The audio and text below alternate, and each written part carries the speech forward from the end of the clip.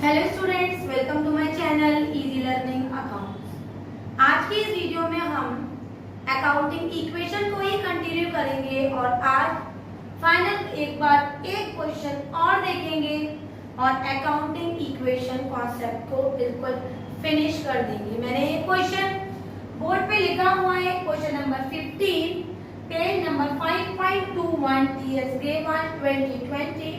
अगर आपके पास बुक है तो बुक में देख सकते हैं और नहीं है तो बोर्ड पे भी मैंने क्वेश्चन लिखा हुआ है। अकाउंटिंग इक्वेशन बनानी है डॉक्टर महापात्रा की। अकॉर्डिंग टू द इंफॉर्मेशन मैंने फॉर्मेट बना लिया। अब इंफॉर्मेशन के अकॉर्डिंग में इसके सब पॉइंट्स भी बना लूंगी। पहला पॉइंट है स्टार्टेड बिजनेस विद कैश, मैंने कैश लिखा और उन्हें बोला कि हमने चेक से भी बिजनेस में पैसा लगाया है, मैंने बैंक लिख दिया। उन्होंने बोला थोड़ा सा स्टॉक भी लगाया है, मैंने स्टॉक लिख दिया। उन्होंने बोला थोड़ी मशीनरी भी लगाई है, मैंने मशीनरी लिख दी और थोड़ा फर्नीचर भी यूज किया है तो हमने वो भी लिख दिया। यहाँ पर लिख दिया कैपिटल। आगे बढ़ जाते हैं बेटा। नेक्स्ट कह रहे हैं 1/3 ऑफ द अबव गुड्स, हमने बेच दिए ऊपर के 1/3 गुड्स। कुछ कैश में बेचे हैं, कुछ कैश में नहीं बेचे, तो यहाँ पर हमारा डेब्टर्स भी बढ़ जाएगा। आगे बढ़ जाते हैं डेप्रिसिएशन, इसका कोई न्यू कॉलम नहीं बनेगा, ड्राइंग्स का कोई कॉलम नहीं बनेगा।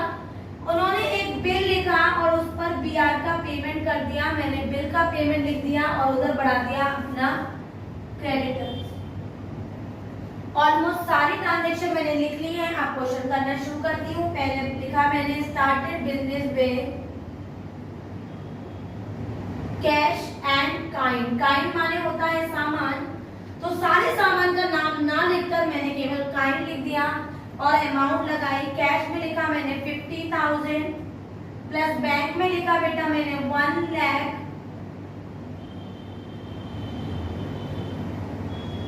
स्टॉक में लिख दिया बच्चे मैंने 960,000। मशीनरी में लिख दिया 1 लाख। फर्नीचर है मेरा 50,000। रिमेनिंग सब पे मैंने 0 लगाया, सबको ऐड किया। 50,000 50,000 1 लाख 2 लाख 3 लाख 3 लाख 60,000 और पहली ट्रांजैक्शन मैंने फिनिश की। दूसरे ट्रांजैक्शन में दिया हुआ है कि मैंने 1/3 ऑफ द अबव गुड्स, मतलब गुड्स जो 60,000 के इसका मैं 1/3 करूंगी तो मतलब 20,000 के गुड्स। तो वो कह रहे हैं sold goods in cash and credit in profit, right? तो 1/3 ऑफ द above गुड्स का मतलब है मेरे 20,000 के गुड्स मैंने बेच दिए 20% प्रॉफिट में। तो पहले मैंने गुड्स 20,000 के बच्चे माइनस कर लिया। 20% प्रॉफिट मतलब 20% प्रॉफिट अगर मैं करूंगी तो 20,000 का 20% हो जाएगा मेरा 10% प्रॉफिट, तो 10% हो जाएगा बेटा 2,000, तो वैल्यू हो जाएगी 22,000। हाफ का कैश मुझे मिल गया है और हाफ का कैश अभी नहीं मिला, ठीक है। तो 2,000 का प्रॉफिट मैं अपने कैपिटल में ऐड कर दूंगी। 11,000 मेरा कैश बढ़ जाएगा और 11,000 मेरा डेब्टर बढ़ जाएगा। रिमेनिंग सब पे 0 लगा देंगे और बेटा इसको हम न्यू इक्वेशन बनाएंगे। क्लियर है?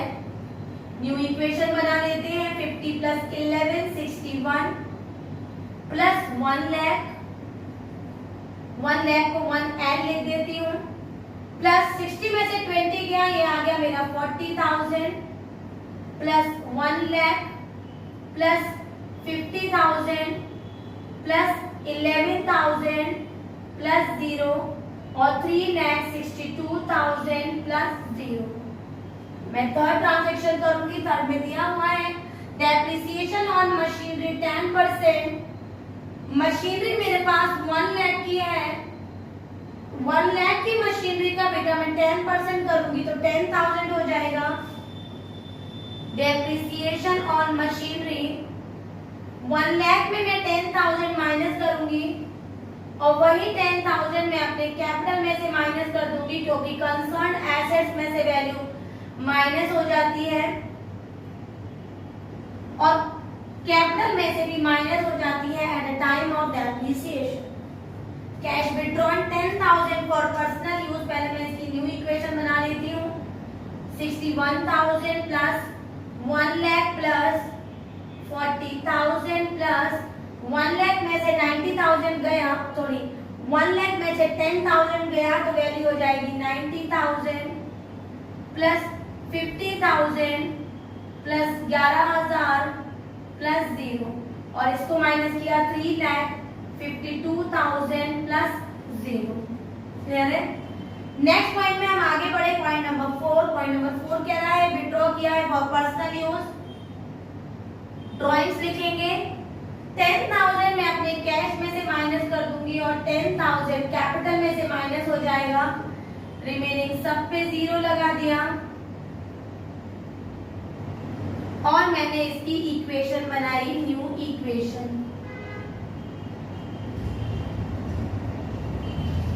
न्यू इक्वेशन देखते हैं। 61 में से 10 गए बेटा 51,000 plus 1 lakh plus 40,000 plus 90,000 plus 50,000 plus 11,000 plus 0 और ये आ गया 3,42,000 प्लस 0। फिफ्थ पॉइंट देख लेते हैं, interest on drawings. Interest on drawing का ट्रीटमेंट मैंने आपको सबसे लास्ट ट्रीटमेंट बताया था, रूल। इंटरेस्ट ऑन ड्राइंग याद रखिएगा। इंटरेस्ट ऑन ड्राइंग कैपिटल में पहले ऐड होता है, फिर कैपिटल में से ही माइनस। तो इंटरेस्ट ऑन ड्राइंग 5% है। 10,000 का मैं 5% निकालूंगी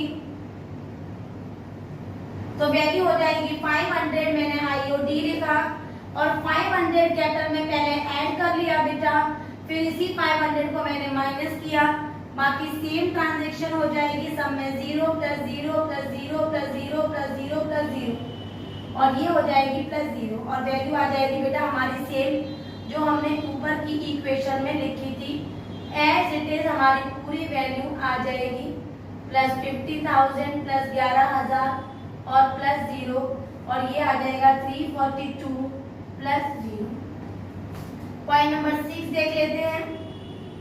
पॉइंट नंबर 6 में कह रहा है कि हमने थोड़े से गुड्स बेच दिए, कितने के 10,000 रुपए के। मैंने गुड्स कम कर दिए 10,000 के और गुड्स बेचने पर मुझे पैसा नहीं मिला। मैंने एक बिल लिखवा दिया जिसको कहते हैं बिल्स रिसीवेबल और मैंने अपने बिल्स रिसीवेबल में 10,000 रुपए बढ़ा दिए।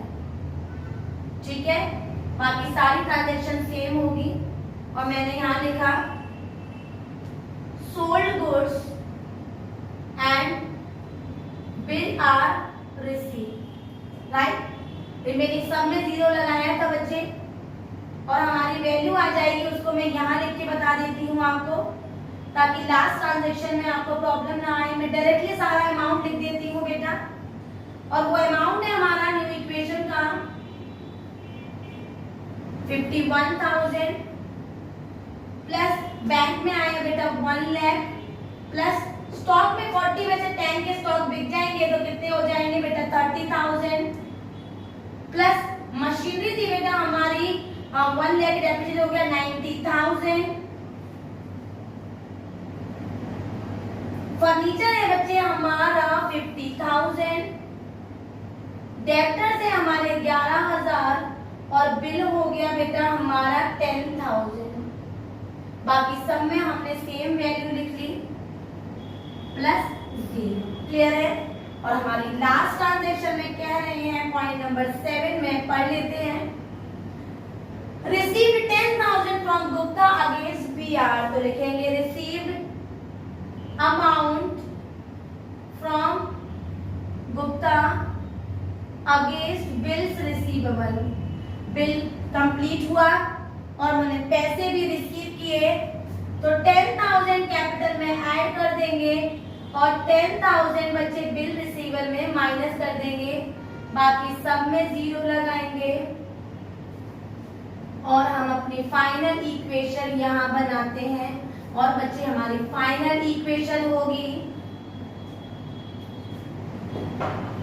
हमारा 51 और 10 हो जाएगा बेटा 61,000 plus 1 lakh plus 30,000 plus 90,000 plus 50,000 plus 11,000 क्योंकि बिल से बिल चला गया तो वो वैल्यू हो जाएगी 0 और इधर हो जाएगा 3,42,000 plus 0। This is the final equation.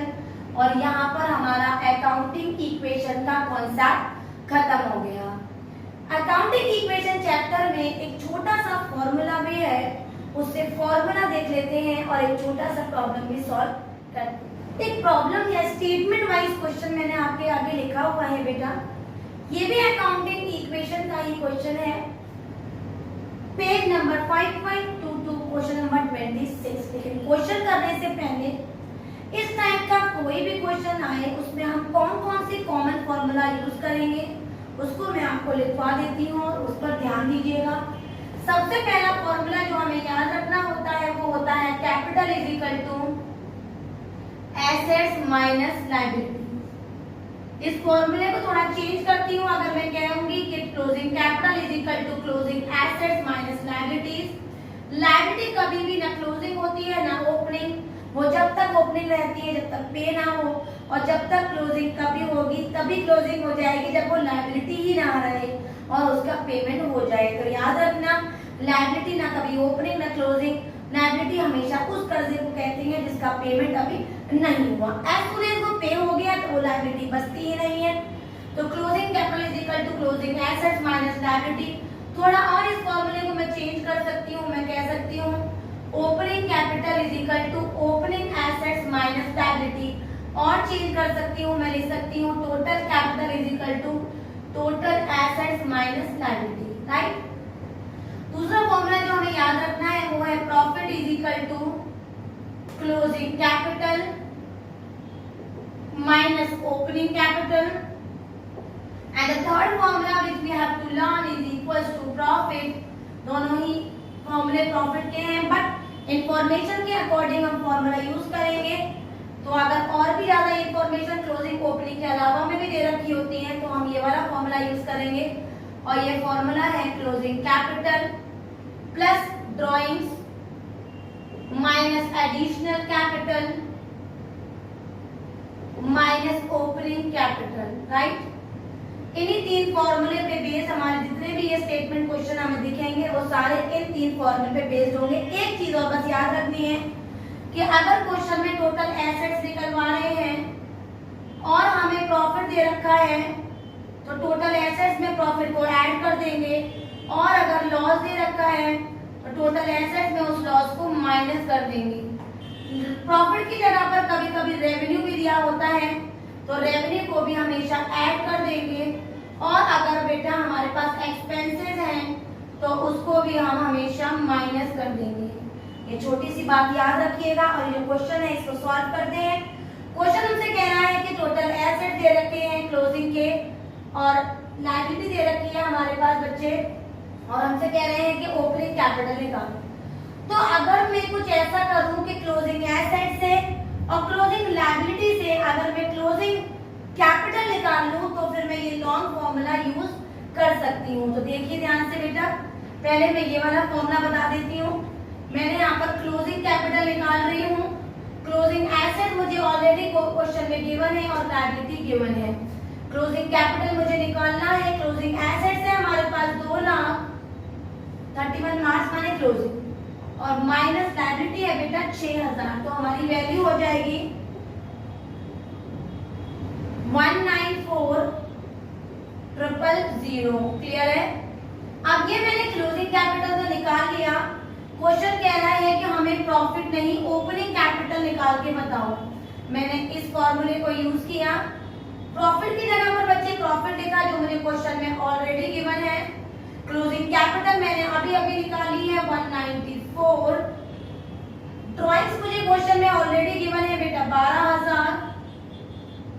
Additional capital में गिवन है 20,000, और माइनस कर देंगे ओपनिंग कैपिटल में। यहाँ ओसी लिख देती हूँ ताकि हम इसे निकाल लें। कैलकुलेट कर लेते हैं बेटा। 20,000 इक्वल्स टू 194 में हम पहले 12,000 ऐड कर देंगे, और बेटा 20,000 माइनस कर देंगे तो हमारी वैल्यू आ जाएगी 186,000। 186,000 minus opening capital is equal to 186,000 minus 20,000 equals to 1,66,000। इस तरीके से फॉर्मूला बेस्ड ये प्रॉब्लम्स हैं। फॉर्मूला लगाते जाइए और आंसर निकालते जाइए और कुछ भी इस चैप्टर में नहीं बचा।